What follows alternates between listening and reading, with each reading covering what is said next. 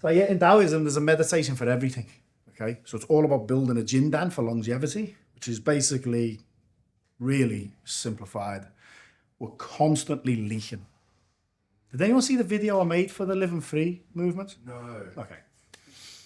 So there's a concept, Shen Qi Jing. Okay, everything is made of Jing, matter, even though, you know, we can go into that. It's not necessarily matter, but matter. What moves matter? What moves the arm? Energy. Okay, so Qi. There's a matter body, energy body, phlegm after you eat. Okay, we'll go into that as well if you want. That's because I'm sick. Oh, okay. Yeah. But some people do get phlegmy. If you get phlegmy after you eat, it'd be too much variation of things. Yeah, too much. Body's trying to create too much phlegm and acid to break it down. So then, what moves the energy that moves the matter? Okay, spirit, soul. Okay, when you die, if my body was dead now, you guys, and you were cool with it, you guys wouldn't be talking to the body. Okay, I've gone. Whoever I am has left the body. So the body has X amount of energy. When we eat, we either can use our energy to digest the food, or we can use the energy of nature to help digest our food. Okay, everything's about longevity. So with Shen Qi Jing, we're always leaking. Okay, if you watch negativity, if you see negative things, harmful things, you lose your Shen, which is you can lose your soul journey, closes your heart. If you haven't built up enough compassion, you see negativity or you see people get hurt, it can close your heart, you move into anger. If you speak negativity, you lose vital energy.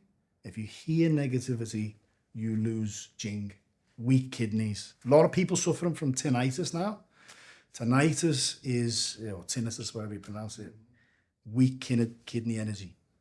Okay, so we'll do a little practice reminder. We will do a little Tao alchemy practice at the end. That'll be our meditation for the end. So Tao alchemy is transforming matter to energy, energy to spirit, spirit to emptiness, emptiness to Tao. And we can, any questions, we can go because it's big teaching, go anywhere. So make this practice really simple because there's a mantra to it. I'm not going to get you to chant right now. 2 hands, one hand over your navel, sit up straight, one hand above that, and just close your eyes. So when we close our eyes and we stop talking, we are not leaking. Okay? If you're thinking about things you've got to do tomorrow or what someone said to you this morning, you are leaking energy. So in Taoism, they visualize golden light in the lower dantian. And if you can hold that focus, you're not leaking energy, you're accumulating energy. So I know it's warm, but imagine like a smaller sun, like the sun in your lower abdomen. See it and feel it. Does the sun have more energy than we do? Yeah. Now visualize the ocean there. The power of the ocean in your lower abdomen. And see it. Okay, visualize it. So the Shen Qi Jing, the information or soul, the energy and the matter of the sun and the ocean is in your lower abdomen. And it's building a jindan, which translates to a golden light ball for longevity. And that accumulating energy is helping digest your food. So feel the heat in your stomach.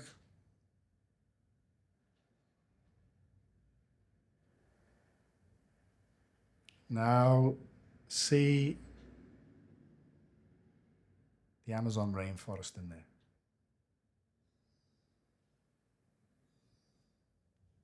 Mount Everest in there. They all carry their own Shen Qi Jing.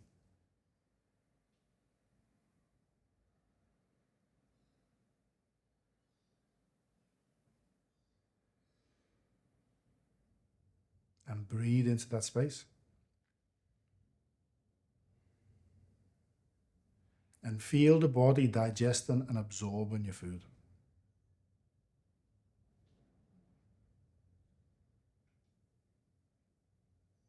It's a powerful practice if you start your meal by blessing your food. We can talk about that because it ties into karma, how to bless your food.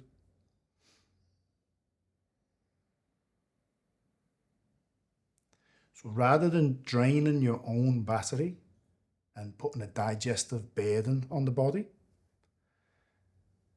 we are grateful that we can use nature. And nature is selfless, okay? The sun doesn't care who it shines on. The ocean is selfless. Nature is selfless. So it's happy to help.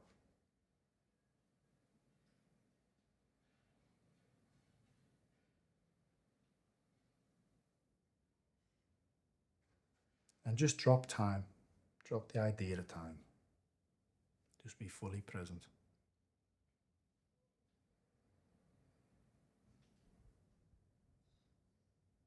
And just scan the body.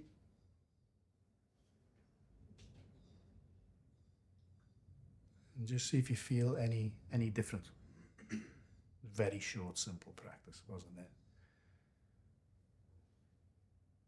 Wasn't a very long practice, but just settling in. When you're ready, you can open your eyes.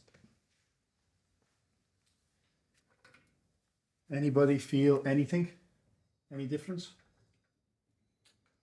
Are you on? I think so, yeah. What'd you say, sir? Are you on? So in the middle of that? Yep. Yawn can be tired or a release. Does anyone want to know how to bless your food to start with karma? Yeah. Please. You do a fart on it? Sorry? You do a fart on it? Say that again? You just fart on it? Is that how you do it? You can try it, mate. All good. I'll get to that. I'll get to blessing your food. Does anybody not believe in karma? Or not understand it? Or does the idea of karma not work? It didn't work for me for years when I was younger. The idea of how somebody could, after this life be a fly and things like that, I just couldn't wrap my head around it. When I actually got karma, it was the most liberating teaching out of any spiritual teaching I've ever come across. The version I'm most familiar with, some people compare karma from Eastern tradition with sowing of seeds in, from Western traditions or Christian traditions, sort of idea. But there's more. I know there's more to karma than just that. But that's my basic understanding. Yeah, it's a good foundation. Does anyone not believe in reincarnation or rebirth? Never thought about it? No, I definitely have thought about it. Yeah. I don't know. Oh, why not? I know it. Can I ask why you know it? I just feel with this experience, it's, I just think that's part of it. Yeah, nice. Is any questions on karma? Yeah. The reincarnation, does it always happen in this realm? Is there this one realm where everyone is reincarnating into? Or are there different spaces and places that you can be rebirthed into or birthed into? Depends on what you've done. Okay, so I didn't understand when I was younger the idea that we can go lower. But in Buddhism, for example, and I will keep referring to Buddhism. If you have questions on like Zen or Taoism, we can go there as well. But I always say, I'm not a Buddhist, but I always say the Buddha nailed it. Like out of everything, the Buddha covered everything. He really covered every aspect of life. Even when I see modern day challenges and suffering in the world, the Buddha nailed it. So in Buddhism, for example, if you have a human life, it is very unique. Okay? And if you take a human rebirth for granted, it's very dangerous. There's no fear here, I'm not trying to put fear in anyone, but in Tibetan Buddhism, for example, they say to be born in a human body and to find a teacher is like a turtle in the middle of the ocean coming up, and there's a toilet seat and its head goes through the toilet. This is literally that rare. Okay? So you look at so many people who just scoff at spiritual teachings, right? You look at how many animals there is, how many insects there are, how many bacteria there is. It's, you know, a very small fraction of entities are humans. And the reason why humans are so important is because we are at a conscious level that can go very low. Okay? We can drop very far from the human condition, but we can also attain incredible heights of enlightenment. For example, if we all love dogs, great teachers, but a dog will save and love anyone it's around, okay, which is great. Humans have the conscious capacity to put all sentient beings before themselves. Okay, that is massive. So if you're wasting a human life and you are greedy, for example, then and you have no understanding or no experience of the spiritual dimension, right? You've never sat in silence, you've never felt emptiness, you've never practiced detaching from the world. Your nature in life when you die, nature, okay, your nature, your momentum from your patterns will create the causes and conditions of your next life. So if you're greedy, for example, you don't care about anybody else, a pig has a greedy nature. It'll just eat what's in front of it. So you could come back as a sentient being that matches your nature in this life. Okay? If you're aggressive, you could come back as another person, depending on your karma. Karma's not as straightforward as you punched me in a past life, I'm going to punch you in this life. It's not that simple. So there's so many different causes and conditions in me punching you. If I punched you today, let's say, which I'm not going to do, don't worry. Thank you. But, you know, everyone here is involved in that. You get me? So the next time those causes and conditions manifest, it doesn't necessarily mean you're going to hit me. There's so many environmental factors in it. We're jumping a bit. So based off what I've just said, is there any questions that come to mind? So can you come back as an animal or other? So as far as that, and is that something you're made to do? No. Or you have a choice? You No. don't. So good question. In Tibetan Buddhism, because I go off track really easy. Okay, I get I can go anywhere. So that's why questions keep me on track. So with in Tibetan Buddhism, they say if you're in you should be grateful to be a human, number one. Okay? And you should have a mentality of not wasting this life. If you find the Dharma, you find spiritual teachings and they make sense to you, you should practice them diligently. Okay? Because this human life could be from, and finding the Dharma, right, could be from one really selfless act we may have done in a past life. We may have been, I'll give you an example, just a random one. We may have been angry and selfish our whole life in a 2 lifetimes ago, let's say, right? And at the end of our life, we had some type of selfless compassion built up in us where we did something good with our money, or we died for someone, okay? And we got a lot of merit, virtue, spiritual currency. And that may manifest for us to be here now and finding the Dharma. Okay, we all have karma together. Think about how many people there are in the world. I don't believe the number they say, but let's say there's 8 billion people, right? How many animals is there? How many insects is there? Right? The chances of us talking about this in this room right now is rarer than winning the lottery 3 times in 1 week.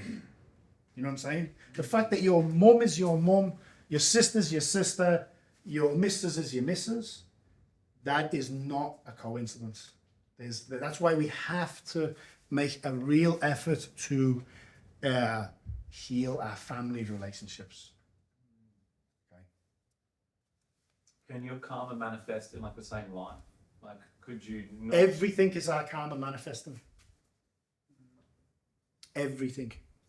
But it's we can still work with it. So let's say you're born into parents and they both have heart conditions, right? So there is ancestral karma that you're born into that family. So let's say you think there's a chance that I could have heart condition, but you can change your lifestyle, right? And you might prevent that. But changing your lifestyle is you changing your karma in that ancestral lineage. Yes, You with me? Yeah. So this is why. What is the key to happiness? True happiness. Well, it's got to be like an element of free will. That actually comes from a selfish perspective. Because you think of yourself. There's nothing wrong with that, right? I'm not saying there's anything wrong with it, but the first person you thought about was you. Okay?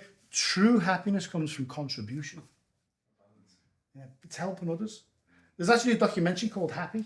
He goes all over the world and he sees, like, you know, rich people in LA with all Botox and Louis Vuitton bags, all on antidepressants. All they're doing is focusing on themselves. Goes to India in the slums and he sees this guy who's working for nothing. You know what I mean? He's the happiest guy in the world because he's grateful he can provide for his family.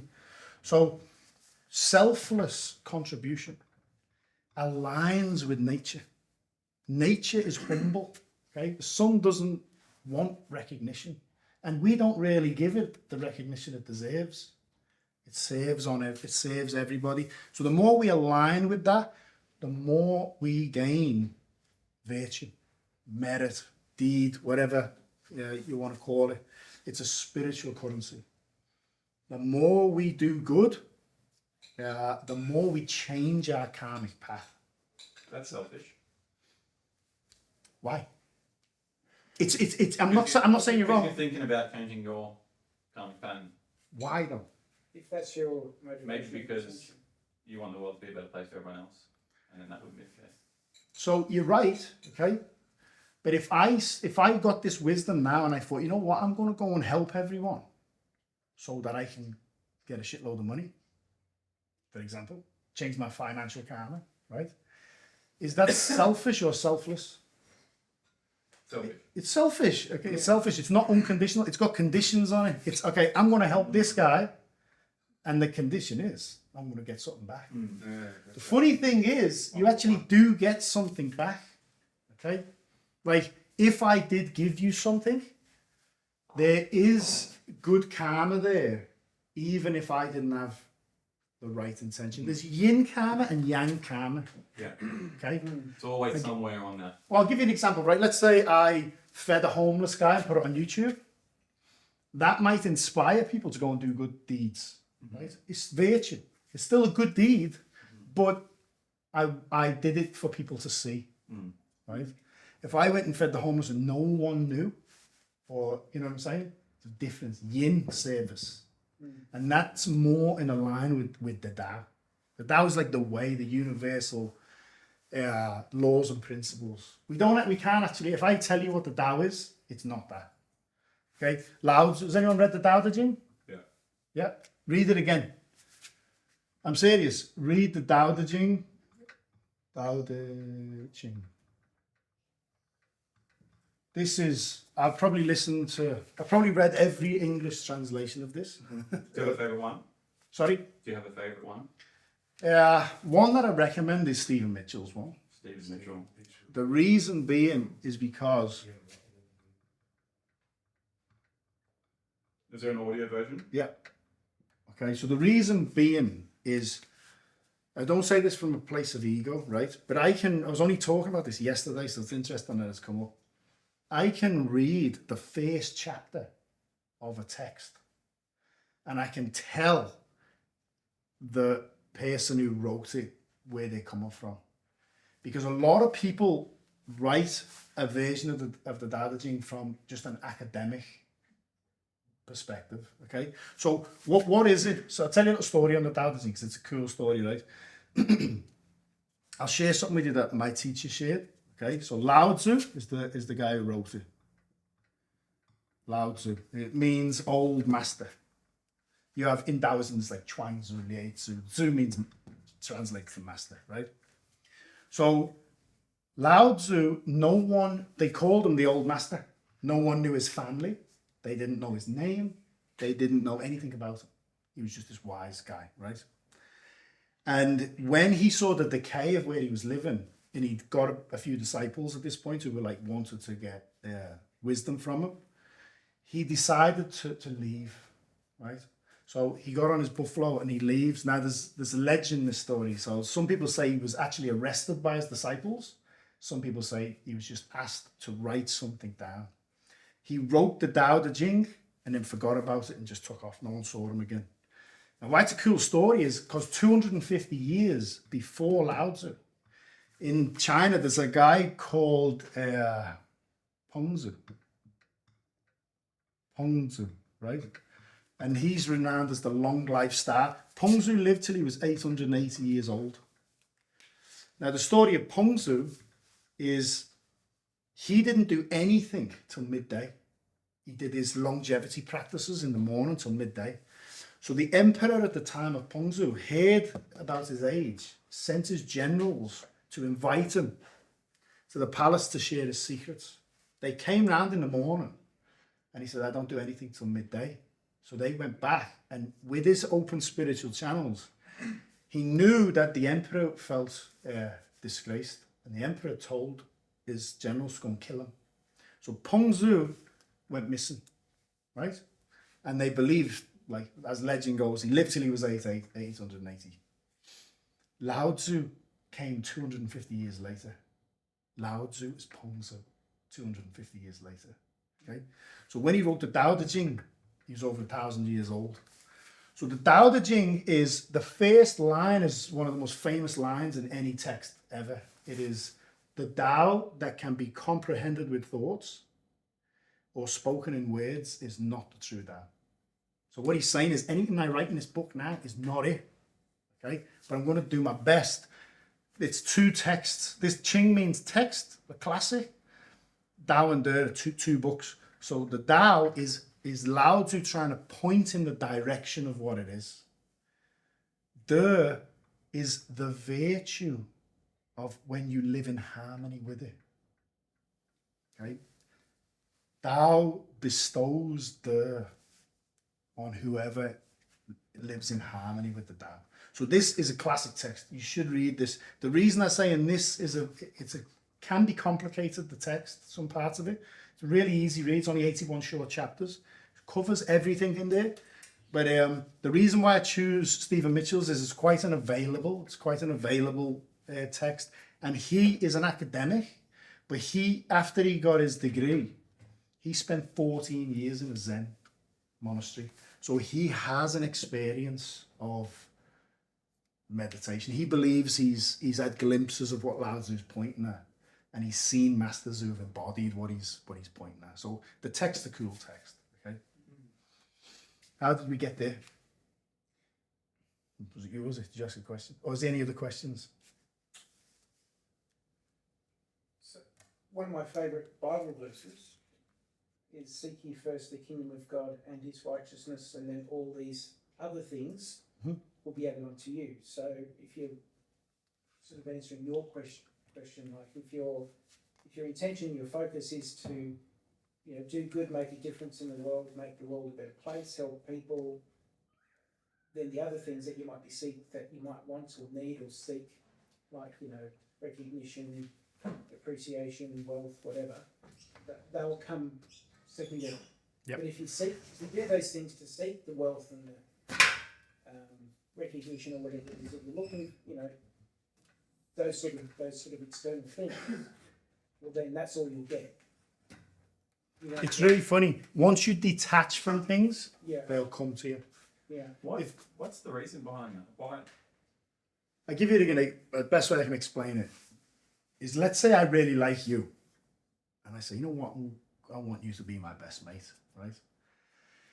If I hung out downstairs, you can't get any work done, I'm trying to be your mate, right? And I keep you here till midnight, and then when you turn up in the morning, I'm waiting for you, right? What's my attachment gonna do? Drive you away. Push you away. Great main cave can.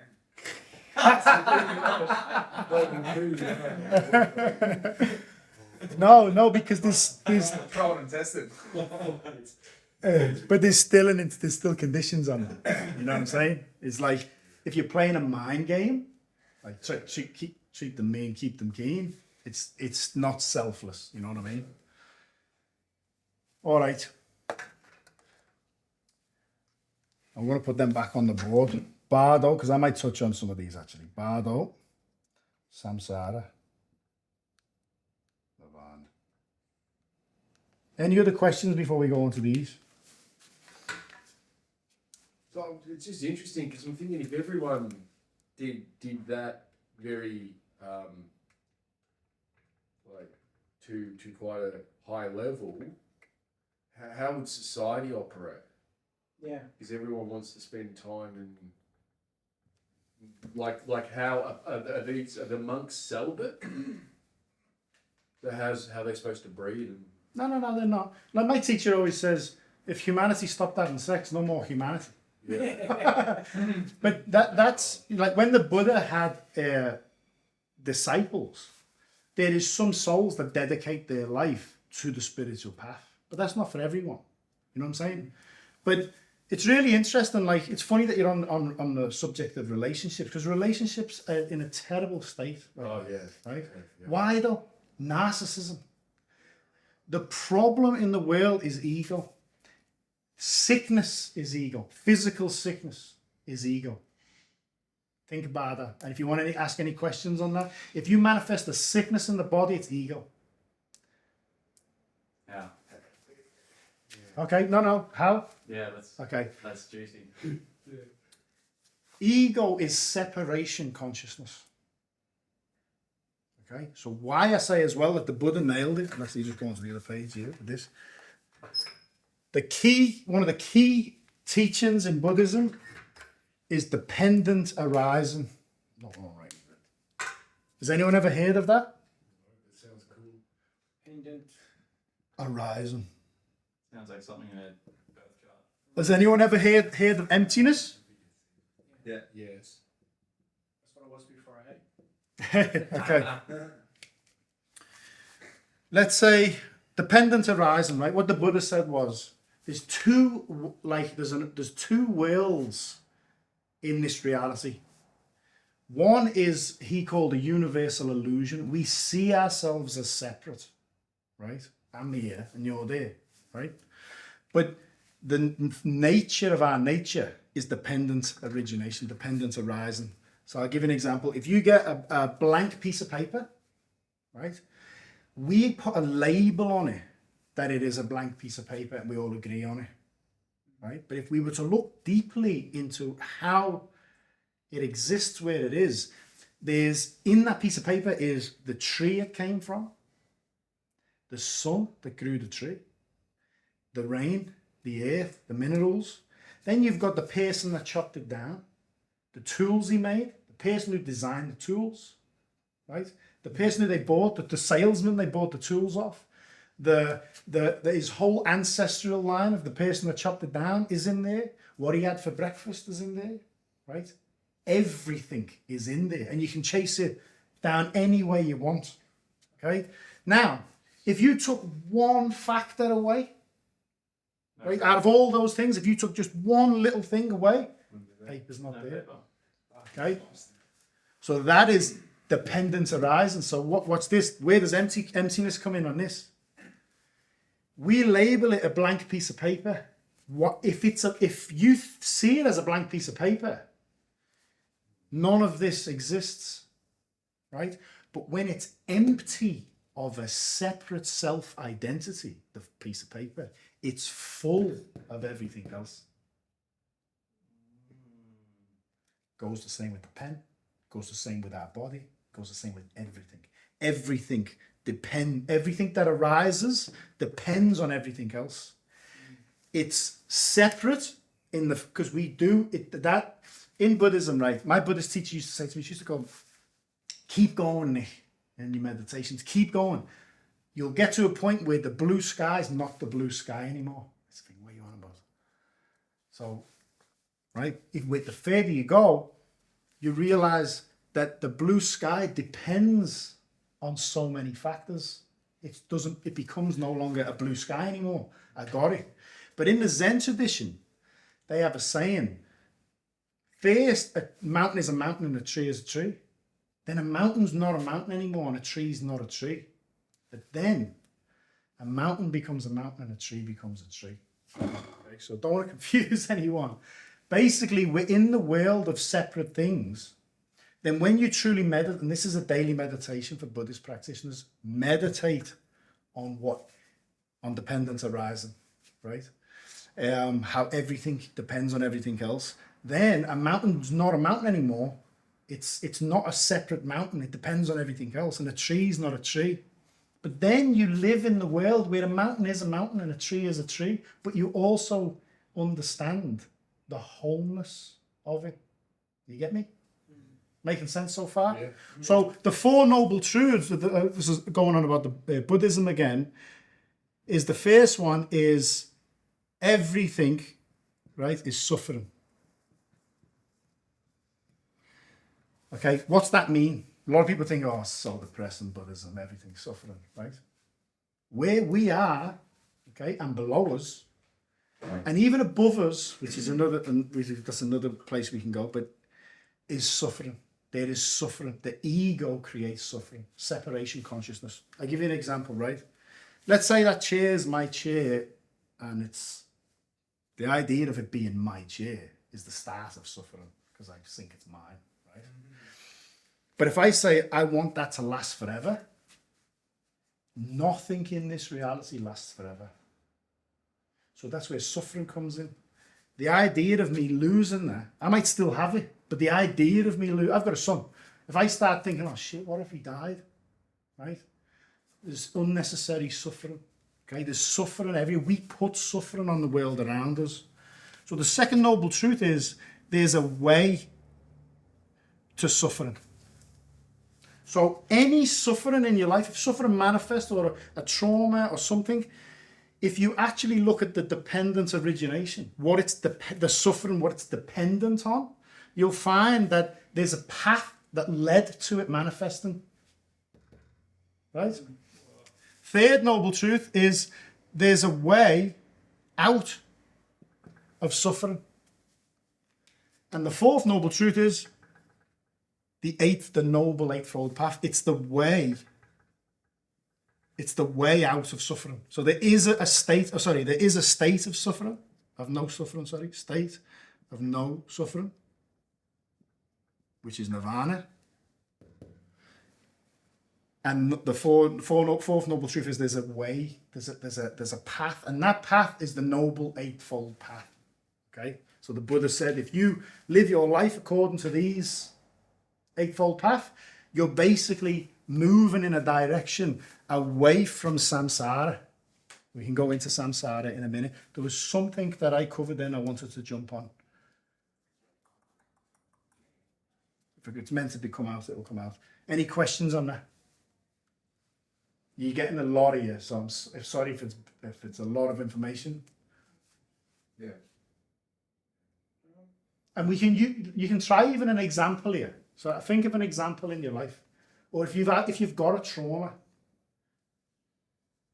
I just did the breathwork class, for example, and we were I was linking how breathwork and stress in the present moment, how it all links together. Now we can actually use cold therapy to watch the body go and the mind go through stress, and then Accept it. yeah, just detach from it, observe it. So what's observing? And that's just reminding me, right? The Buddha said two things: seek that which is not subject to birth and death. Okay, so remember that. Seek that which is not subject to birth and death. And another thing he said. What does that mean? I'll show you with this on the next page. I'll show you. These two, right, are the physical world. We see matter, even though the sun, let's say the sun's matter, we see it with our eyes, even though we see 0.01% of reality. We don't see the force that pushes it through the sky. Okay? So we don't see yet with our physical eyes energy. We can do in some situations, but we see this. But if you were to look at a picture of yourself when you were a baby, a toddler, teenager, last week, and then present, you'll see that the body is subject to time and it's changing all the time. Okay? This is why we should always die to the past, because it might sound depressing, but if you see a picture of you as a baby, that's dead now. It doesn't exist anymore, right? So as the body is changing, there is a life in every one of those pictures which is still present now. The soul, right? Shen, the soul is always present, is outside of time and space, observing. So where does the suffering come in? I'm going to get rid of this because it'll complicate this teaching for now. The soul observes three-dimensional reality. And instead of putting mind, the energy, I'm going to put mind. So chi can be mind as well. So soul, mind, body, if you like. So suffering is the mind is ego. Mind needs time. So when I did this workshop the other day, I said, does anyone suffer from depression, anxiety, or PTSD? I don't want to know what it is, but does anyone? A few people put that under. I said, when you have an episode of depression, anxiety, or PTSD, what happens? Where does your thinking go? And one guy said, I've got PTSD. He said, I always think of past traumas, right? Okay, because what does the mind? The mind needs time to survive. Ego needs time to survive. And problems, drama, is its food. Okay?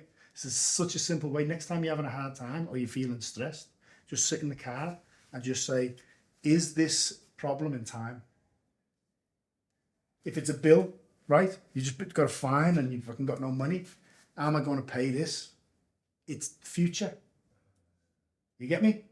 It's in time. So this guy said, mate, I always think about this like a trauma I had. And I go, then what happens? He said, well, I actually start getting afraid in case it happens again. Time. You with me? The breath is our anchor to the present moment. The mind, thoughts are like clouds in the sky, but we are the sky. The soul, the observer, is like the sky. Imagine the sky getting attached to a dark cloud. Oh, fucking hell. It's all going downhill for me, man. You know what I'm saying? But it's not. It comes and it goes. Okay? So, one more thing before we touch on this, because I'm going to link a Taoist teaching to this teaching. The Buddha taught 84, since he reached enlightenment till he died, 84,000 methods of spiritual practice. He summed them all up in one sentence, right? And even if you don't understand it, I'd say every time you're having a problem, so-called problem, or you're stressed, repeat this one sentence, right? Nothing is to be clung to as I, me, or mine. Think of a problem in your life, and it'll be because of I, me, and mine. And guess what? Guess what? This is where the problem is. There is no I. There's no separate entity. Everything depends on everything else. So ego is separation consciousness. In Taoism, they say, follow Tao, flourish. Go against Tao, finish. It's very simple. If you think of like a stream, right?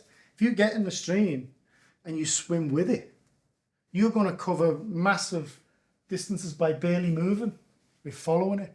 What happens if you go against it? You come to an early finish. So the ego separates itself from the universal process. Okay? And you become anti-life. You become anti-life. Most people who manifest sickness, if they were to be totally honest, there's a real separation consciousness there. Whether they're after attention, whether they're victim mentality or something like that. But even that's complex. But so go on. So wanting attention is separating. Is What wants attention?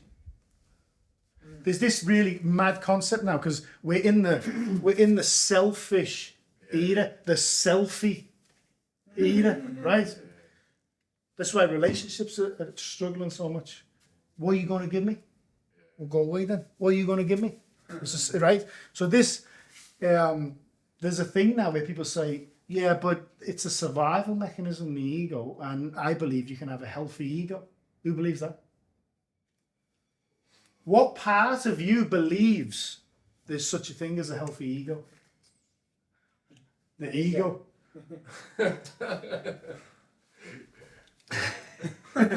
Okay. Does it make sense or not? If it doesn't, please pepper me with questions. If you're aware of your ego and you're aware of how it operates, and then, because I've done some shadow work, which seems similar to what you're talking about. That's about being aware of it and sort of acknowledging that it's there, but not letting it stop you from doing the good that you're planning to do. Like, I know that if I do good things, I'm going to help, and I help people. I know that I'm going to get rewarded, but not doing it for that motivation, but being aware that part of that motivation is going to be there. The reward that's going to come from me doing something good is partially going to motivate me because I'm imperfect. And I have a shadow and I have an ego, I can't get rid of it. But not letting that stopping you from doing good things because most of the motivation is coming from the right place. Yeah. Look, good deeds are great motivation for more good deeds. Yeah. It is and we're all compassionate beings, right? And we have mirror reflexes. So if I used to watch years ago, it's hard to find them now, on YouTube, you could type in like real life heroes that show like CCTV of like a pram falling on a train track, you know what I mean? But it's really funny.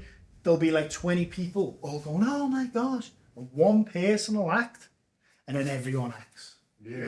Okay, that's the mirror reflex. That's why leading by example is very powerful. You never know who's watching, okay? So, yeah, I like what you're saying. If you start off doing good things, even if there's slight selfishness in that, you're still moving in the right direction. You know what I mean?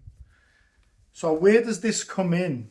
Samsara, nirvana, slight different terminology in Buddhism. This is like the creation wisdom in Taoism. Okay? So above the red line is the Wu world. It's like the nothingness, the emptiness world. This teaching was hidden in the Tao Te Ching. Okay, that book I've just shared. So there's different chapters where he discusses Tao normal creation, and then in different chapters he talks about Tao reverse creation. So over eons of time, there's this condition where one is, Tao creates one. This condition is called Hun Dun Ichi in Chinese. It means blade condition. Right? And over eons, heavy chi falls, light chi rises, and it creates two. Two is heaven and earth.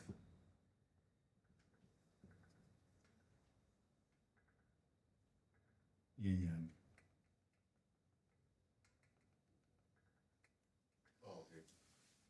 Two. What was that? Oh, so as good as a yin. Yeah. So yin yang, right? These are a yin yang pair. These are our spiritual mother and father. Because from two, yin and yang plus the Tao, plus one, we get 3. And 3 gives birth to Wan Wu. Wan Wu is the 10,000 things. It means everything, okay? Everything in creation. This is where the macro comes to the micro. It's like a lightning strike. It comes from one and then it forks off to the many, right? But there's a reverse process. Everything is on its way back to the Tao. It's like the hero's journey, right? This is like a universal hero's journey. Does everyone know what that is? We don't have to go. We don't have to go into that. Yeah. So basically, we're here, right? Everything is made of Shen Qi Jing, which is a field theory. Okay, everything has a field. Atom has a field. Lungs have a field. Heart has a field. Liver has a field. The body has a field. Systems have a field. Every field is made up of information, energy, and matter. If you're grieving and you come to me, they can measure, the Institute of Heart Math can measure the electromagnetic field, which is only one aspect of the field of the heart, 8 to 10 feet outside the body. Okay, so you come to me grieving. If I don't hold my field, you can, and you're really strong in your Shen Qi Jing, your field can bring me down, right? I could actually hold my space and bring you up. You might start having more insight on your situation and things like that. If we all do a meditation and start embodying the same visualization and coherent emotions, all of our collective field will then amplify, harmonize, and influence the community. This is why collective meditation actually does influence everyone else. But Shen Qi Jing, right? So you have Shen Qi Jing here. If I jump up, I come back down.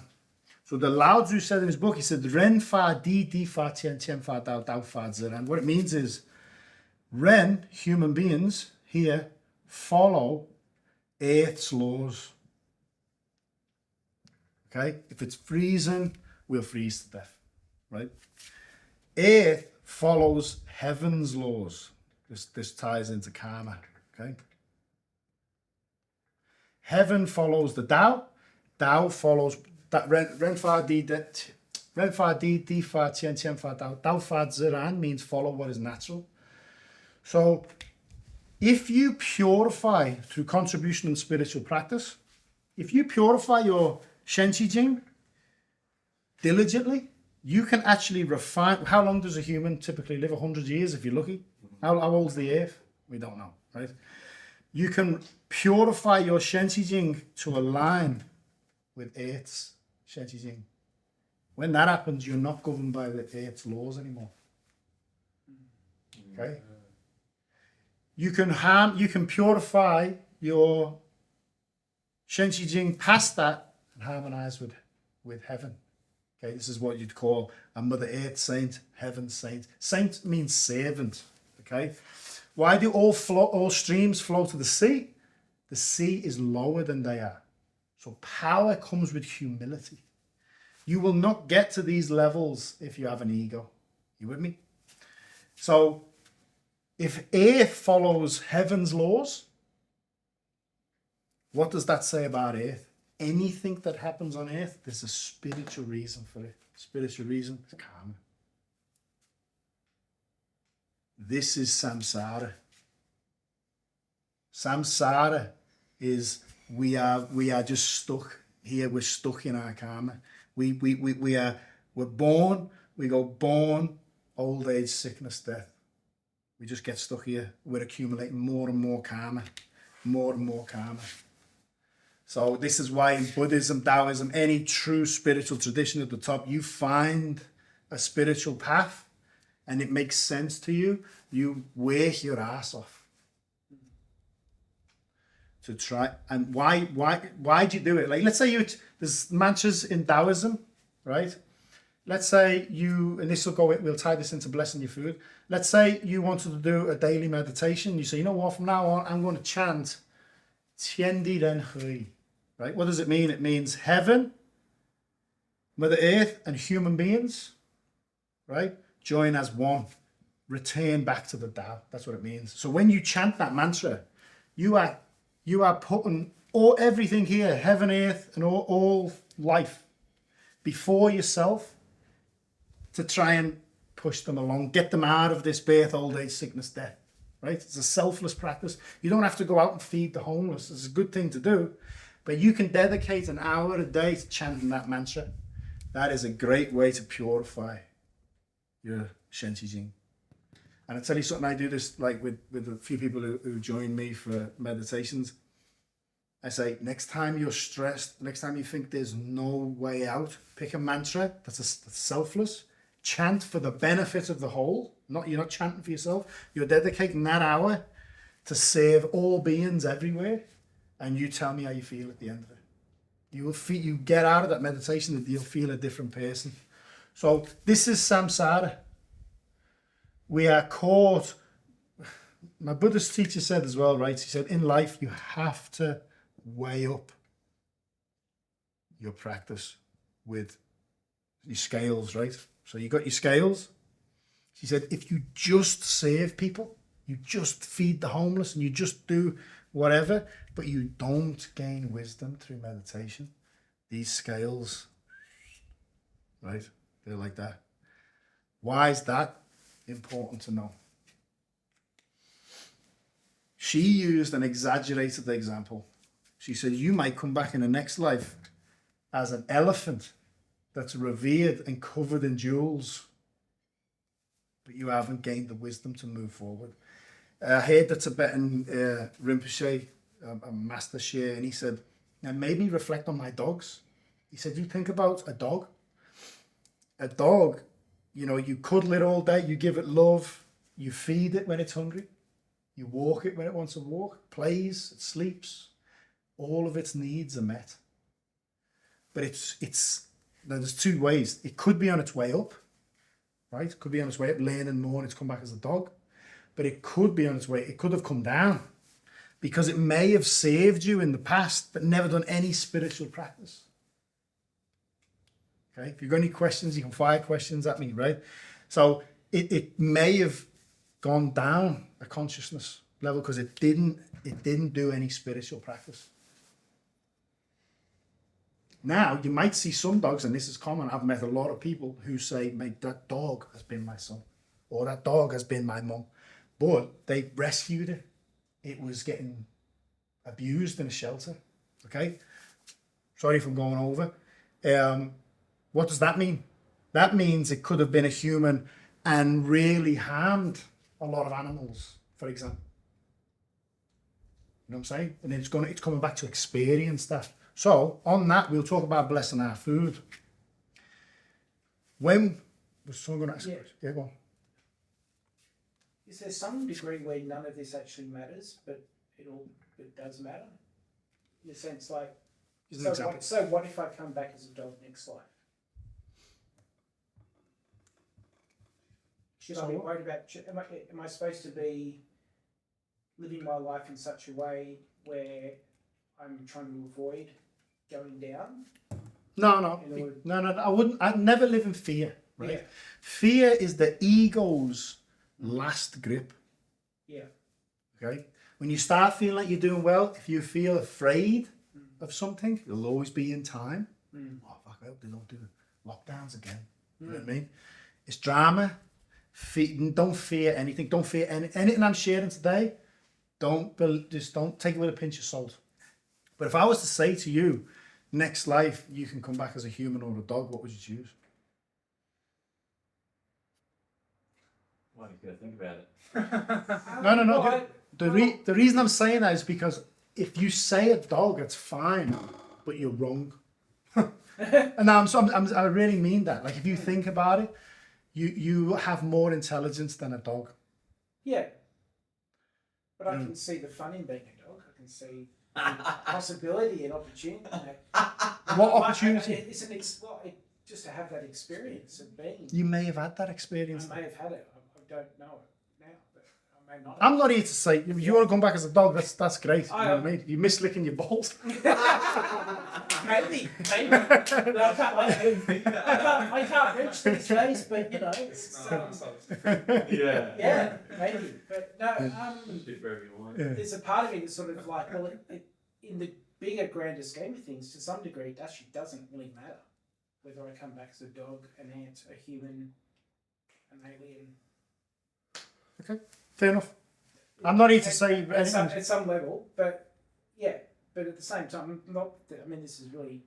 I'm loving what you're talking So about. you don't want to end suffering for everyone else by putting in the work. Like, is that what we're ultimately should be motivated by? Is just to end the suffering of? It's even that's a paradox, because in Buddhism they vow to become a Buddha. How do you? Yeah. Because the only person we can actually, the only thing we can control is where we put our attention. Yeah. You know, people say, "I know, try and change my missus." Why would you want to try and change your missus? You know what I mean? Because she's a bitch. So, well, yeah. Okay, we don't try and change anyone else because we can't. And if we do, that's us putting our will on somebody else. So we can only control ourselves. So because we can only control where we put our attention and our awareness, we vow to become a Buddha, which basically means reach enlightenment, but it's for the benefit of all sentient beings, because we can save a large number of people. There'll always be suffering to some degree. But Sorry, a weird one. If you're a really, let's say, a really attractive, gorgeous woman, or you're a really attractive, gorgeous man, have you done something? Have you done something? Why is that an indication that they've done something pretty good? Really? I'll tell you something. That's the karmic teachings, right? You can actually tell someone's karma by their appearance. Oh shit. So look, I'll tell you something here. This is an interesting one, right? When we look at this teaching here, right? When we look at this teaching, and we look at the people who are in power in the world today, right? This is why it's dangerous down here, right? Because the Buddha's story, for example, he was born to a king. He was a prince. He had his mum died giving birth, and a prophet came to his father, who was the king, and said, when this kid gets to a certain age where he understands the suffering, you've lost him. So his dad tried to keep only beautiful people around him, right? Shelter them from the outside world, from the Buddha. The Buddha had any woman he wanted, any material indulgence, best food. He was educated the best. He was a great swordsman. When he found out that people age, get sick, and die, he was like, "What are we all doing here?" He had gained enough virtue in the past, wisdom, that what he'd given had manifested in that life as being a prince, but he had enough wisdom to want to embark on a spiritual journey, right? Now, I'm not saying anyone who's got material gain should leave it behind, because you can enjoy the material. You can enjoy like a favorite watch, but you're not attached to it. I might say, I love this watch. You might say, can I have your watch? You know my watch. You know what I'm saying? There's no attachment to it, but you can still enjoy the physical world. But the reason I'm saying that is, if we look at people in power today, if you're born into some of these families, you've got all the material gain. You may have done a lot of good, but you haven't gained enough wisdom. You get lost again. You end up making a shitload of mistakes. You're behind the vaccine agenda and all the rest of it. Do you know what I'm saying? And then, you've manifested this virtue, and then you've blown it all because you haven't got enough wisdom. You end up coming back and feeling the suffering of that. Now, I thought you were going to pepper me with way more questions. As I was saying to Will in the beginning, I can really only share with you what you ask. Yeah.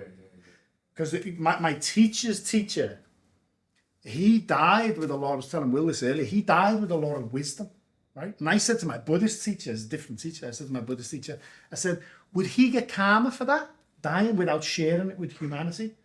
And she said, not really. Because if you share too much with people and it's too much of the gradient's too steep, too much of a gap, it can be detrimental.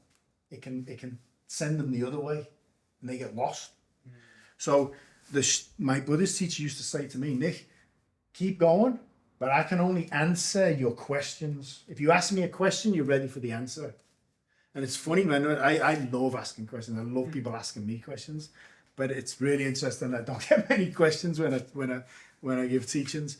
But we'll go on to here, right? Because where we are. When you get your food, you might have. If we look at the pendant horizon, right? This is what I do. I trace the origin of my food, right? If there's chicken on my plate, I acknowledge the suffering it's gone through, right? I ask for forgiveness if there's for any suffering that's been caused for it being on my plate. As we save more and embody on these practices, like that mantra I mentioned before, Tien Di Ren Hui, you chant that for all beings. My teacher says, just chanting that mantra alone, you will get loads of saints will actually be with you while you chant it, because they've made vows to save and relieve the suffering of all sentient beings. So as we progress spiritually, we start getting support from the spiritual world, right? So my teacher's teacher said to my teacher, offering your food to your spiritual fathers and mothers is more important than meditation, right? Think about that. Now, there's a story in Buddhism. The Buddha went to this part of India with his disciples, and they got fed. And that night, the next day, everyone got up, and the people who were residents of that temple, they all said, did you hear the moans and groans last night? And there was like a number of people could hear like painful crying, right? So they spoke to the Buddha in the morning. They said, what were those cries? And they said, you fed an enlightened being and their disciples, and you never shared that virtue with your ancestors in the lower realms. And they were begging for you to share, right? So in Buddhism, when they offer their food, they share that virtue with their ancestors that may be in lower realms, right? So what I do is I trace the origin of my food, and you get used to it. You can do it relatively fast. And what I say is, I offer this food to all my spiritual fathers and mothers, and I see them when I offer them. And what I say is, the virtue, you've got to remember, there's people starving to death. If you've got a wholesome meal like we've got in front of us, there's merit in that. We're very blessed to have that, right? So I say, the virtue of me having this meal, I share it to benefit all sentient beings, right? And I say, the virtue from me offering it to my spiritual fathers and mothers, I share that with the food. You think about a chicken, right? Stuck here, may have been a human at one point and was, mistreating chickens, let's just say. Come back to experience that, right? He's stuck in samsara, right? Stuck here, suffering, right? Because, you offer that and you share that virtue, that one blessing could pull the soul of that chicken out of samsara. You think about, this is to get you thinking deeper on karma. You walk down the meat aisle, let's say, right? And you pick that chicken. For you to be there, you have a karmic connection with all of those animals. But the fact that you chose that one, you have an even stronger karmic connection. Could have been our mother in a past life who's made a mistake. So this is why we're selfless with everything, right? That one blessing could pull that soul out, and they might not have to come back as a chicken. Again, if none of this makes sense, you can drop it. Any questions, you can hit me. I chop chickens' heads off on my land because I'm with vegetarians. I'm really the only one that'll do it, but I eat the meat as well. Well, yeah, what's the go there? What do you think's the Knocks it off. How does it feel? I don't really like it, but I do it quick. I don't take any pleasure from it, but it's just something. It's something that I feel like I have to step up and do for, and, we have extra roosters, no one wants them, and I think they've been growing on our land, so I like the meat, so yeah. I used to work with the guys who used to hunt, and I heard them talking once. I wasn't judging them at all, like each to their own, whatever their life journey is. But they were saying that I think they shot a deer, and it was dying on the floor, and one of the boys' brothers was there, and he's a bit of a sensitive guy, and he was like, "Can we please put this out of its misery?" And they were just like, "Nah," type thing, right?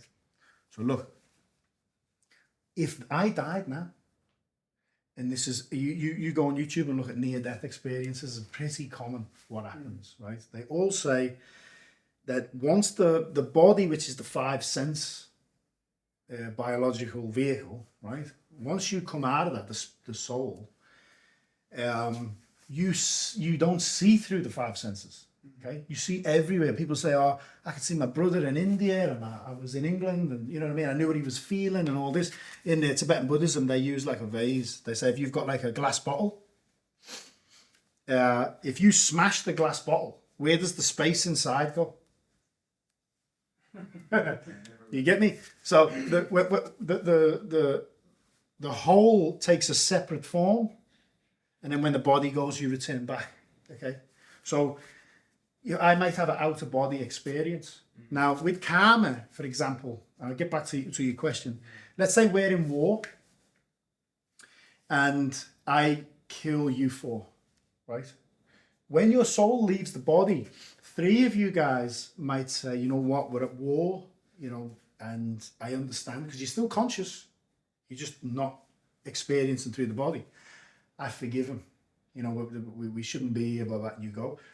One of you might turn around and go, no. He enjoyed that. I'm going to get him back, right? That's a karmic entity that is with me, right? Now, so I heard these guys talking about killing an animal, and they didn't give a fuck. So when that animal dies, right, it's a conscious entity.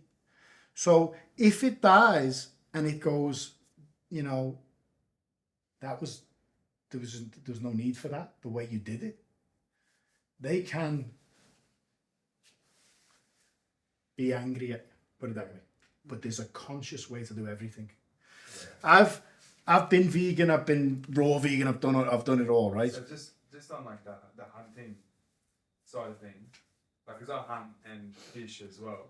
You hunt and fish? Do like fishing as well, like spear fishing. Oh, sorry, spear fishing, yeah. And like fishing and stuff. And so what is it? Is it like not a practice you should do, or are you just saying it's something like, is there a certain way like for when you like, because I'm always very respectful as to an animal for giving its life, whether I shot it with a spear gun or shot like a larger beast like with like a deer. It's very emotional. Yep. So yeah. So I was going to go there because if you look at there's a movie. Yeah, I know that's where I was going. It's like there's a movie. I think it's Apocalypto. You ever seen Apocalypto? I have. Yeah, in that movie, there's some good scenes in that movie, right? Spiritual scenes, because I think it's that one. They hunt down like a wild boar in the beginning. I think I might be getting two movies mixed up, but when they kill it, the father and the sons, they sort of stand over it and they say like, we admire your agility and your beauty. You know what I mean? They say a prayer for it. So if you can see that conscious entity has left that body, it's a very different experience if there's love and respect there. You know what I mean? It's like, okay, they're going to feed it. Like if someone hunted me down and killed me and I left my body, if they were genuinely like, our family haven't eaten, we're very grateful for this. It's all good. You know what I'm saying? Yeah. So there's a conscious way to do everything. This is why I've tried many different diets and all the rest of it, but the angriest movement in the world is the vegan movement. Now, if you are an angry vegan, right, you are polluting the field. You're creating more damage, right? And again, that's ego, because you're identifying with the label more than what it stands for, right? But the There's a reason I was going there, so sorry. Just lost that. Respectful killing. Yeah, respectful killing. Some about vegans being angry. Karmic entities, Yeah, polluting the field. I'll angry leave it. vegans, If it comes, it comes. There was something I was going to say about vegans. angry vegans. Yeah. No, it was going to go. So it's okay. Any other questions, or how long does it usually go for tonight? Usually till 7:30, but we sometimes go over time, which is Yeah. Yeah. So, well, actually, when you talked about angry vegans, the question in my mind would come up, and a lot of what's happening in the world is driven by elites and so on. And through other people that I follow, they seem to suggest that the people that are really in charge of the world, sort of economically, actually understand this stuff and For use sure. it in a negative sense. Is that where angry vegans kind of come from? Yeah, well, it's identity politics now. Yeah. So they just the more that you choose a side, okay, you're too attached to the world. Yeah. You know what I mean? Like if you guys all went out, and I can honestly say this, if you guys left this place now and told everyone in Byron that I was balmy, right? And fucking don't listen to that guy, it wouldn't bother me. Yeah. It's not my stuff. That's, with all due respect, that's your stuff. Yeah. It's got nothing to do with me. Reflection within the individual. It just don't matter. If like, sometimes there's many different reasons why people meditate in front of a Buddha. Okay, the statue has a lot of importance as well. If someone went over and started swearing at the Buddha statue and spat in the face of the statue, what would the statue do? Let's give him a dirty look. It wouldn't do anything. Okay, it's in the Fifth Agreement or Four Agreements, Don Miguel Ruiz's books, Toltec book. I don't know if you've read that. One of the agreements is don't take anything personal. He said if someone puts a gun to your head, it's not personal. What book's that? The Fifth Agreement. The Fifth Agreement. Got the lace on the front, isn't it? So The Fifth Agreement. And is that just the whole book? Yeah, Fifth Agreement. There's not a fourth agreement? Nah, he wrote a book called The Four Agreements. Uh-huh. And then the Fifth Agreement covers the four, plus he's got the fifth as well. It's a good book. Very similar to Buddhism. It's just it's Mexican Toltec wisdom. Yeah. It's a good book. So I'll tell you what, to give you another one, his son, while we're on the subject, wrote a book called The 5 Layers of Attachment. Okay, this is actually important as well. We've covered this. He uses the analogy in the book of a football fan. I'll write that down. 5 Layers of Attachment. Good book. 5 Layers of Attachment. The reason why these texts from these traditions I like, same with Buddhism, the same teachings are always taught by masters who have embodied the teachings, and they relay the same teaching for a modern time. Okay? So you look at some, like, I'm not picking on any religions, but if you look at people who are like, only work off the Bible was written at a different time to a different people day to day. Yeah. Do you know what I mean? So 5 layers of attachment, he uses the analogy of a football supporter. So he says level 1 is somebody that can go and watch a match, doesn't care who wins, enjoys it, right? Enjoys the experience, and then when the match is finished, forgets about it. Level 2 is somebody who goes there and starts wanting the team to win. I actually want the red team to win. But if they win or they lose, doesn't really care, right? Level 3 is you want a team to win. And if they win, you're happy, maybe for the next few days. If they lose, you're pissed off for the next few days. Level 4 is personalization. What that means is if you're in a bar, right, and I hear one of you two say that Everton is shit, I take it personal. You cheeky bastards. How dare you say that? It's got nothing to do with it, right? Yeah. Personalization. Number 5 is fanaticism. You would die for your team or you would kill for your team. And he gives an example in Spain. I think a team lost and got relegated, and a bus driver drove his bus. He supported the team that went down. He drove the bus into away fans, killed like 5 fans over the football team. Now we go back to dependent horizon. That's an illusion. You want this team to win. It's never the same. Players are changing all the time. Do you know what I'm saying? It's not the same team. Yeah. It's ridiculous. So this attachments is ego. The bigger your attachments, the bigger your ego. The bigger the ego, the more you are attached to samsara, the further away you are from spiritual progression. And the more you are manifesting mental sickness, physical sickness, and you are polluting the world. Think about what mental sickness is. What's boredom? Some people say, I'm so bored. I must piss so many people off. I say, what is boredom? Boredom is the ego denying the present moment. Doesn't want what's happening now. So it rejects the only thing we ever have is the now. If you had a challenge in the past, you experienced it in the now. If you're scared of a future event, if it ever happens, it'll happen in the now. So to deny the present moment is insanity. Boredom is wanting something other than the present. But that is ego.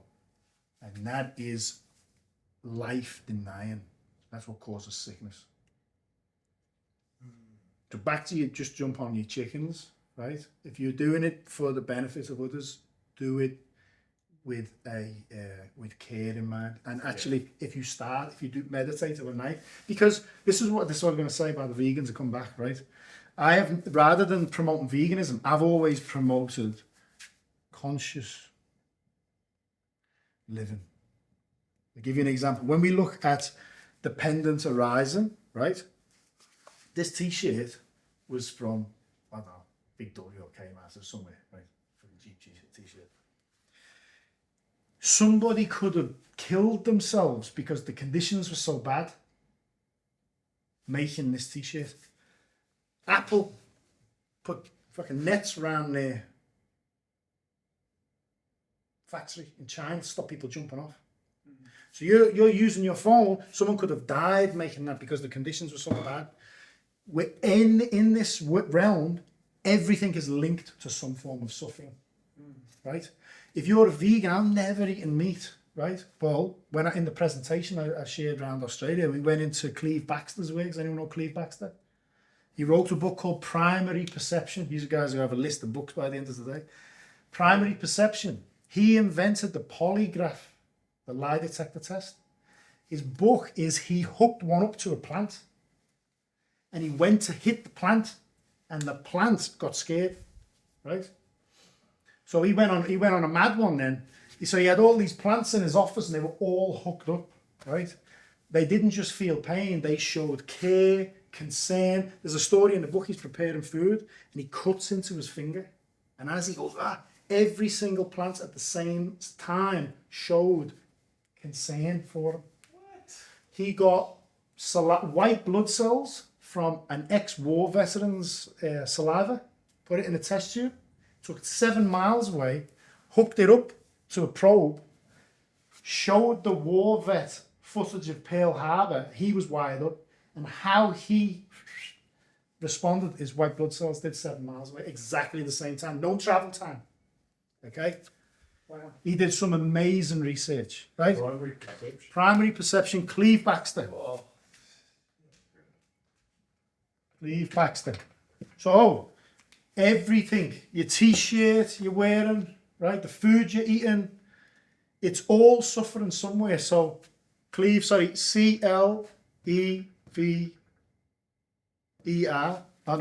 Cleve Baxter. He actually, I think it might be spelt like that actually, possibly like that, Baxter as well, because he had a term called the Baxter effect. He did some awesome research. Couldn't you have chosen a better shirt and that would have been better for everyone? What do you mean?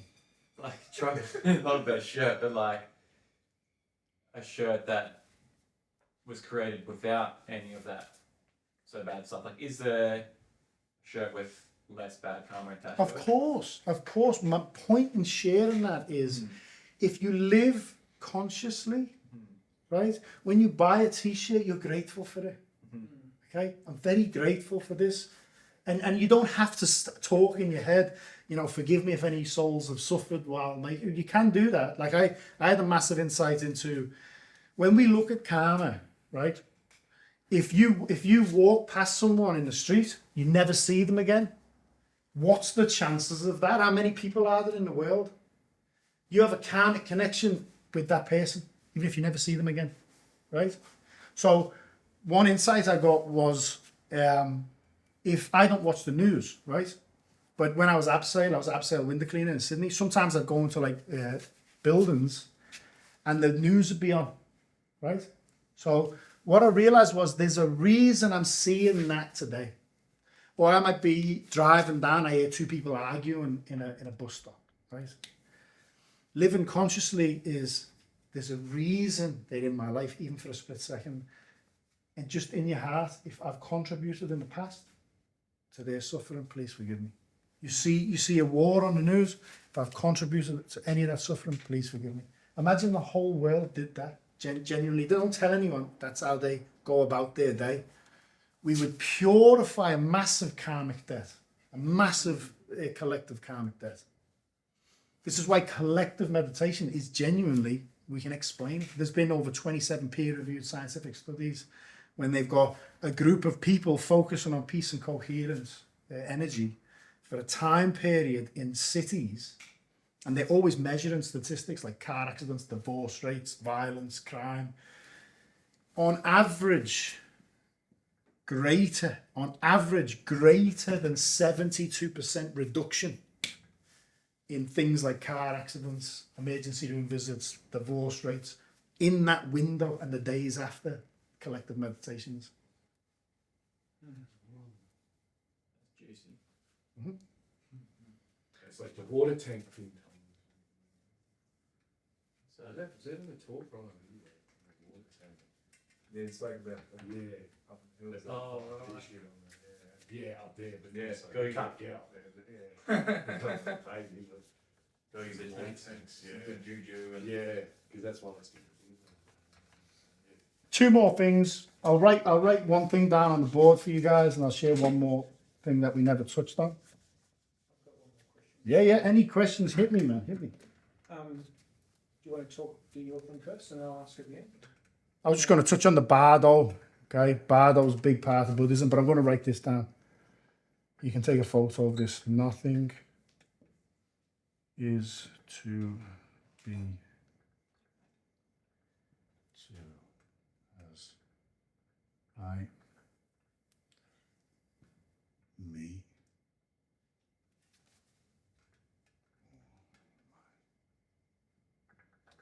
The Buddha summed up 84,000 spiritual teachings in that one sentence. Next time you're stressed, just reflect on that. Are you worried about I, me, or mine? Can't believe she said that to me. He took that was mine. You get me? Yeah. It's not ours. There is no me. Guess what? We don't even own this body. One day this body's going to go back. The truth is, and when we started this talk to now, it's a different body anyway. We cling to this idea of the body and this is mine. But anyway, what was your question, bud? As you probably guessed, I've had a lot of Christian influence Okay. growing up as a teenager. And I was always very inquisitive about, other religions and other thoughts. And one thing I was taught when I was young was the reason why karma is different to what Christianity teaches is because there's no concept of grace in there, in the sense that grace is about we don't need to do anything to earn salvation, which is again another concept of it's all being paid for, done by by God, by Jesus, by his death and resurrection, blah, blah, blah. How do you feel about that?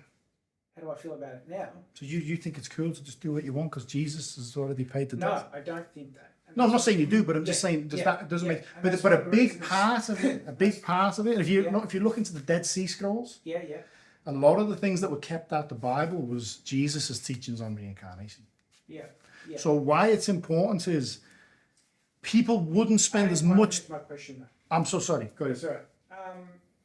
Now I believe that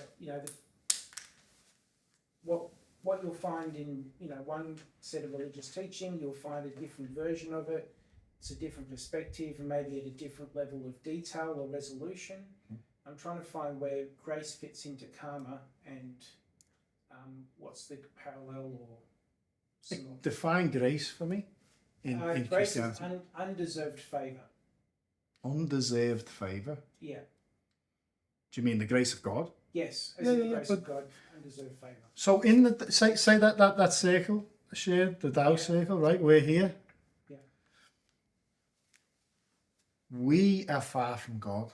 Yeah. God is never far from us because the circle is God. Yeah, yeah. You get me? Yeah. So there's another awesome book, right? The title might put people off a little bit. It's called A Guided Tour of Hell. Right? So that book is a cool Buddhist text. It's a cool story. The guy who started Shambhala Publications, he had a near-death experience when he was in his 20s, 21 or something. And he, out-of-body experience, saw the light and all this. He got brought back. Then he found his spiritual path. He found a Tibetan Rinpoche, spent a lifetime with him. And there's a reason why I'm sharing that with you, what you said. And then when he's in his 70s, right, he dies again. Right? When he's in his 70s, he's in India. I don't know, he gets like malaria, he gets something. He dies again. But he's got a Buddhist teaching now, because the Buddha's big time on dying. Yeah. Right? The moment of death is very important to navigate the bardo. I'll explain the bardo in a minute. So when you meditate, meditation is a preparation for where you go when you die. And you answer any questions on that in a bit. But so he's preparing for death. Okay, I'm cool with it. I've had a good life, blah blah blah. When he dies, he comes out of his body the same. He starts going down, right? And he's met by, in the book he says the best way of explaining it is the Buddha of hell, right? And he says you're not going to stay here. And the Buddha in hell the book is him taking him to different parts of hell. Fascinating book. Fascinating because when you read that book, you'll start seeing how people are living in hell in the real world, right? So one common theme in hell is that those beings in hell are blaming everybody else, all the other souls around them, for them being there. But there's always a Buddha there. But they're so indulged in anger and blaming their environment, now everyone around them, that they don't even see the Buddha. So this is like, you could use this in the world as God. The Tao or God is always there. We, the ego, the I,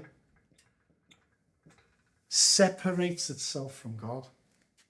This might be a little bit going down the dark side a little bit, but if you actually understand, this is really funny. When I found my spiritual path, I actually found a lot of information come from, I wasn't even looking for it, on the dark occultists and what they get up to, right? They believe in a God, right? But their vow is to destroy what God made. How do they do it? Ego. This is why every music video, every movie, your kids are encouraged to gain matter. Houses, cars, jewelry. At the time of death, it's heavy. Okay, we have perverted sex, perverted masturbation, all this vital energy going down, feeding lower beings, right? Tantric practice, when you have a partner, is all about bringing that energy up, using it for spiritual reasons. So we're never far from God, God is far from, we are far from God. Mm. God is not far from us. Basically, we're one conscious breath away from being with God.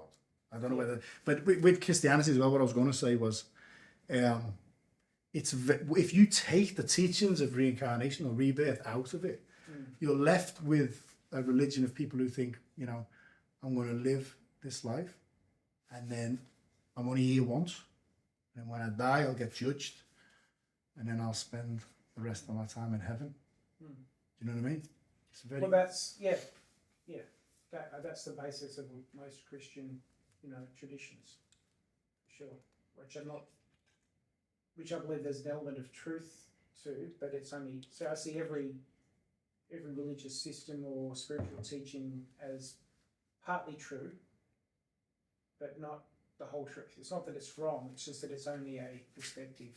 Do what works for you. But if you're a Christian, go right into it. Really try and figure out what the teachings are. We'll touch on Bardo and then any other questions, and after that we'll call it a night. Yeah. The Bardo basically means an in-between stage, right? So imagine you were going on you got told you were going on holiday tonight, right? And you hadn't prepared for it. And you had to try and find your passport. You hadn't changed any of your money over. All your clothes are dirty, right? That time from when you get all your bits and then you leave till you get to your destination, if you even get there, is really stressful, right? But if you have had preparation, all your money's changed, your bags are packed, that bardo, that in-between phase of when you shut the door and you know everything's sorted, till you get to your destination is really enjoyable. Right? That's a bardo. Our meditation practice prepares us for the bardo so we can navigate between one life to the next life. No preparation. When we leave the body, we get afraid and we cling to form. That's another thing. We can actually cling to lower realms because it's just anything that we're familiar with, we cling to. This is why meditation is so important. There's a few thinking faces. You got a question, surely? He's like that. Yeah, no, I'm just wondering, is it specific bardo meditation, or is it just general meditation? I'll give you a meditation, right? I'll give you a meditation to do. Start sitting down, just chilling out, focusing on your breath. And then start to detach from what is not serving you. Okay? That sounds easy, doesn't it? No. Most people spend their time focusing on what doesn't serve them. Okay? That's what stress is. We're worrying about stuff that doesn't even serve us anyway. So get used to detaching, and I literally mean, even if you need to use your mind, if you see something that's not serving you, something that's draining your energy, and see the energetic connection you have, and when you're sitting and you calm yourself, cut it. Literally see yourself cut it, and if you cut it, instead of you leaking to it, now that's sealed, and you're starting to accumulate energy. This is healing. Once you feel like you're at a good point and you've detached from all that, you won't do it in one sitting. This will just be a daily practice. Move to this.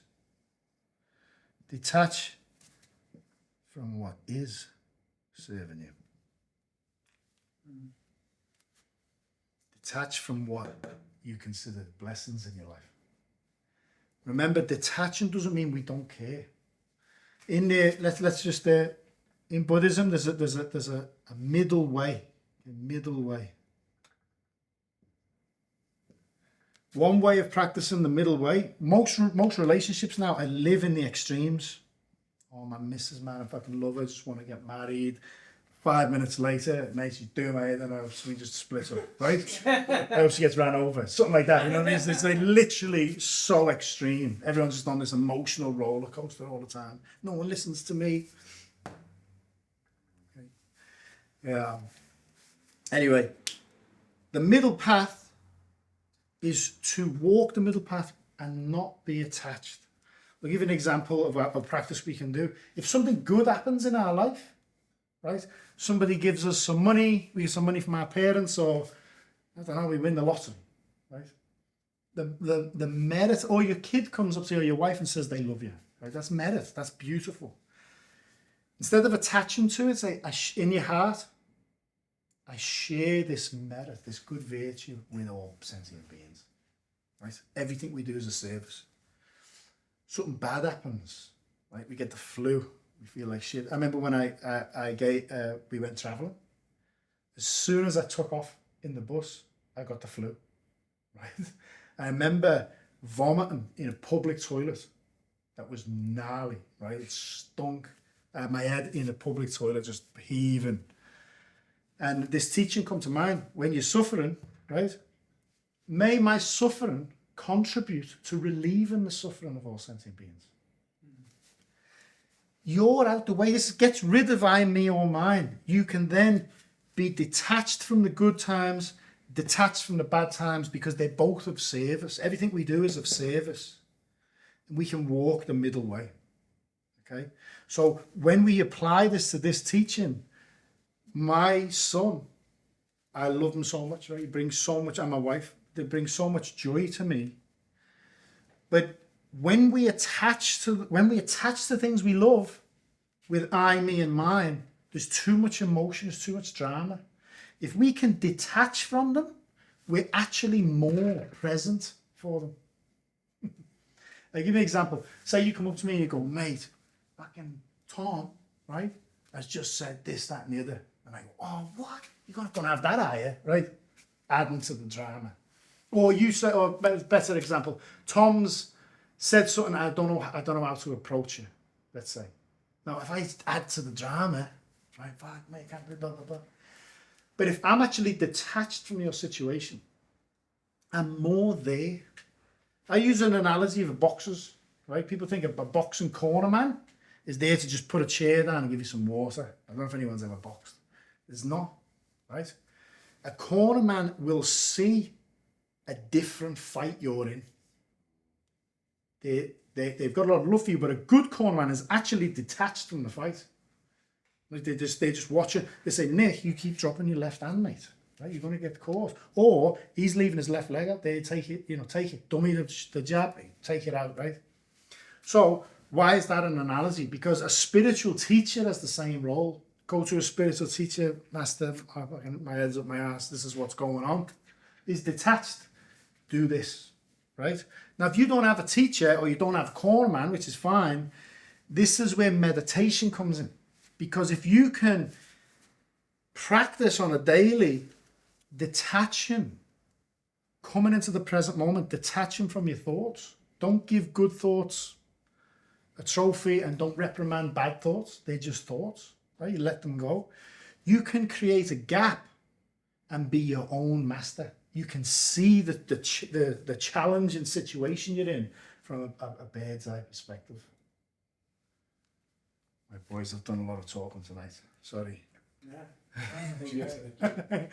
So look, I tell you what I will do, and I can speak to Tom because he's pretty cool. Tom, like he's said I can teach whenever I want. So based off what we've spoke about, if any questions come to you, write them in your phone. Right? Might be in work and you think, mate, I'm going to ask him that. And if you want, speak to Tom. We can do a karma part 2 because we can honestly talk about the subject forever. Yeah. And the more you get it, because I tell you something now, this is why I said it was the most important teaching for me, because when events happened to me before I understood this, I constantly was like, why me? Why is this happening? Why me? I'm a victim mentality, right? Soon as I understood that anything that happens to me is mine, it's my stuff, right? I'm saying mine, but it's actually my causes and conditions of what I've done. It was very liberating because we then see challenges as a gift. Because how does life communicate with us? People say, I don't know what my life path is. I don't know what I'm meant to be doing, right? life will show you what you need to heal, and it'll only give you what you can handle and what will progress you consciously. So reflect on that. That then, if something happens, a challenging event appears, like in Buddhism, there's a saying, a bodhisattva is not a Buddha yet, but they vowed to relieve the suffering of all sentient beings, whether they stay in hell forever, right? Very selfless. If a bodhisattva gets told they've got cancer, bow down. Thank you so much. Because life is showing them what they need to heal. Anyone I've harmed for this to manifest, that's my focus, healing that. Any final questions, or are we done? Like you said, we could be here all night. Could be 2 weeks straight. Definitely up for coming. Just write down questions. So try these. Yeah. Try and detach from what's not serving you, and then detach from what is serving. All good, boys? I'll ask one last question. Yeah. What was so significant about the harm that needs to be dealt with related to family? You said that was extra important. Because life has given you them, who you're with all the time. You're more connected to them than anybody else. You get me? I'm your friend, but your sister's your sister. Your mum's your mum. You get me? So if you have a bad relationship with your mum or anybody, I'm not saying believe this 100%, but just contemplate and reflect on whatever they've done to you. Have I done this to them? Because fundamentally, these ways of looking deepen our compassion. I'll give you a quick one on compassion, right? And tie in Jesus' teaching, right? Yeah. In Buddhism, they always refer to Jesus as the compassionate one. And I used to think, I thought Jesus was like love and forgiveness, right? Let's say there's a story in Buddhism, right? You've got all your grocery shopping, right? You're walking like this. Someone bumps in and just knocks all your eggs and everything all over the floor, right? You turn around. You go, mate, are you fucking blind? If you found out that guy was blind, what would you do? Hit him in the back of the head. What would you do? Help him. Hey, man, I'm so sorry. Yeah. Mate, you okay? So that's the situation the world's in. The world is blind. If someone is doing something, if I was doing something that was really pissing you off, right? And you said, Nick, mate, you keep doing that. If I said to you, mate, I'm so sorry, but this is what I'm going through at home, right? You go, fuck, I understand why he's doing that. There's compassion there. There's understanding. Love with understanding is compassion. So Jesus, he's on the cross. Forgive them, Father, for they know not what they do. That's compassion. They don't know. They think they're doing the right thing. Please forgive them. That's compassion. It's love with understanding. So that's why if we've got challenges in our family, we can heal them. You've got to remember, like ancestral karma, we're involved in that. We can literally, by healing our family, we can literally change the karmic ancestral pattern. We can literally change the direction that we don't even know how many generations ago. Living consciously. Never underestimate what we can do. Okay, every seed has the potential of a forest. I'll give you another example, quick one to understand karma, right? Because somebody asked me this in a podcast. Someone interviewed me on a podcast. They said, "Explain karma to me," and it's the first thing that comes to me, and I've used it a few times. Let's say I kick someone's car, and when they come back to the car with their son, oh fuck, someone's kicked my car. They haven't got any money. He goes home, he's fuming on the way home. The kid's like just seeing his dad angry. That kid's thinking, why did someone kick the car? He goes home, he has an argument with your missus because they've got no money, right? You've planted negative seeds. Now, she could go to shops and tell somebody or have a bit of road rage. It's geometric. It literally is growing and growing and growing, right? Now, I'm going about my life. Now, let's say I die when I'm 80, and then I reincarnate again, I come back in. That seed is still growing. This is why things still manifest. Like some people say, I've been a good person. We don't know what we've done. So that seed's still growing. Now, it goes the other way too. If you plant seeds of compassion, they can literally end wars in your next life. Okay, so what we do in this life actually changes our future. You know what I'm saying? Now, this is why living consciously is important as well. Let's say you're angry and someone's walking past with their dog and they're in a good mood, right? Let's say you're giving off loads of anger and they get a dodgy thought. It changes their whole mood, right? Now, they might go home and have an argument with their missus. Is that his karma as well? Yeah, there's an entanglement there because he's walking past at that time. That's how deep karma is. This is why we can go anywhere with this. But if you know the teachings and you're living consciously, let's say you're the guy walking the dog and you get a funny thought because someone's angry. If you are aware of it and you transform it, you've just stopped one karmic snowball, if you like, and you've just changed it and put another more positive one out there. Yeah. Well, good boys. Gents. Thanks so much. That's a good place to stop. Yeah. Oh, good. Big picnic. So I do have one more question. Yeah, all good. Because of the family thing, because as I mentioned when I met you, I walked in, so my parents moved to Sydney when I was 5 years old. Yep.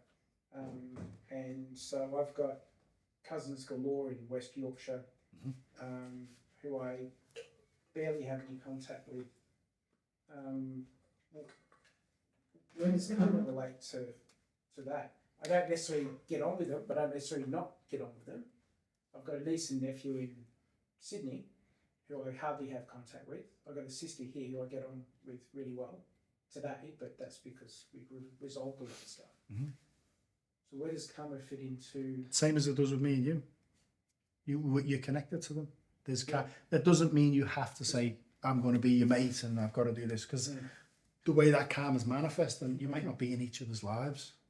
Basically, we're not. Yeah. Yeah, but you're still connected. You're still connected, yeah. Yeah. And because of that connection, any good you do, they will benefit from still. Right. And vice versa, I guess.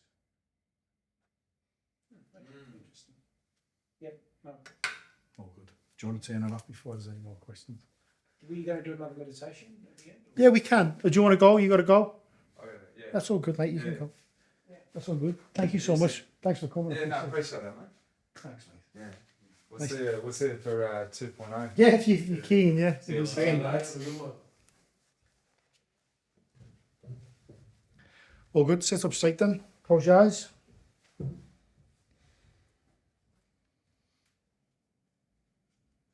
And remember that by changing our breathing, we can change the body's physiology.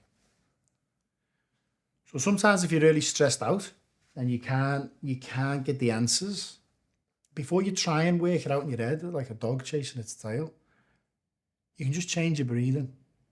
So slow, long, deep, regular breaths into the lower abdomen through your nose typically is a calming breath pattern.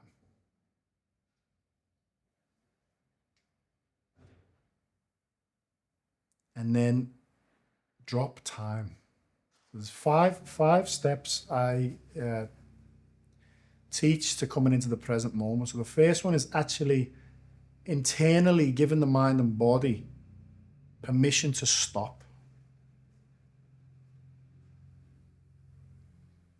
So when the body stops, feel tension leave the body. And just by doing that, and we relax, give the mind permission to stop. And then breathe. Just focus on the rise and fall of the breath.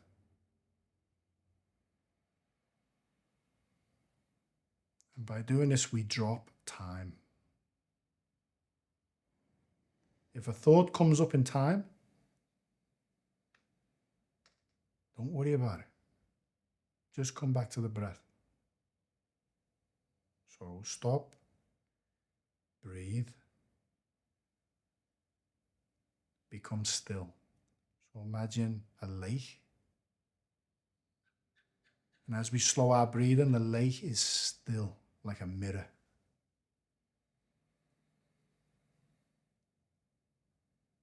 That's our internal state. Step 4 is watch. Become the observant consciousness beyond the mind and body. Seek that which is not subject to birth and death is this observant consciousness. It's alive and conscious before we come into this body. It's still conscious when this body returns to the earth. So watch the breath.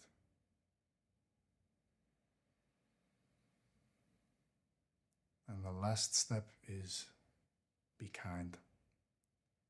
Emit kindness to yourself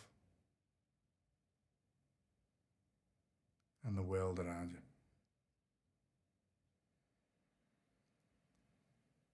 Be harmless. Be blameless.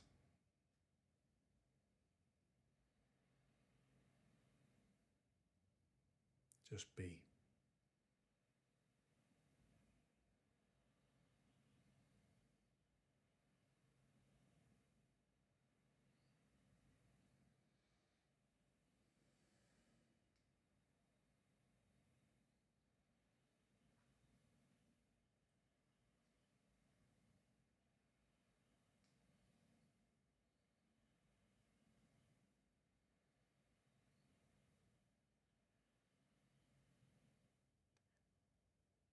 Put one hand over your heart.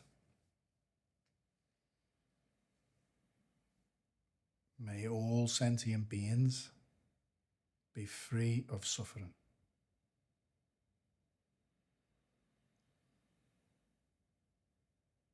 I commit to serving more.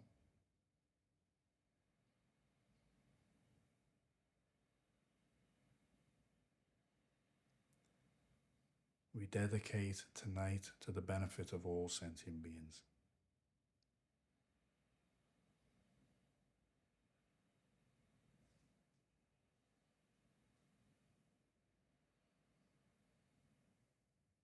And in a minute, I'm going to invite you to open your eyes. And when you do, just rest your awareness on something in front of you.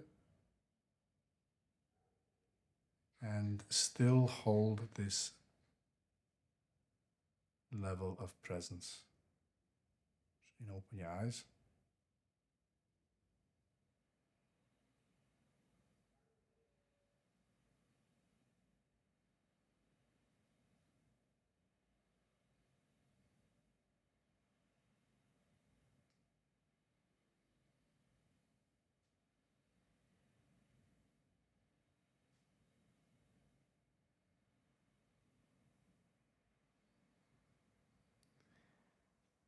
We finish by saying how means perfect.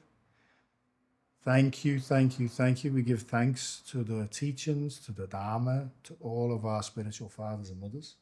You will all have ancestors or saints with you.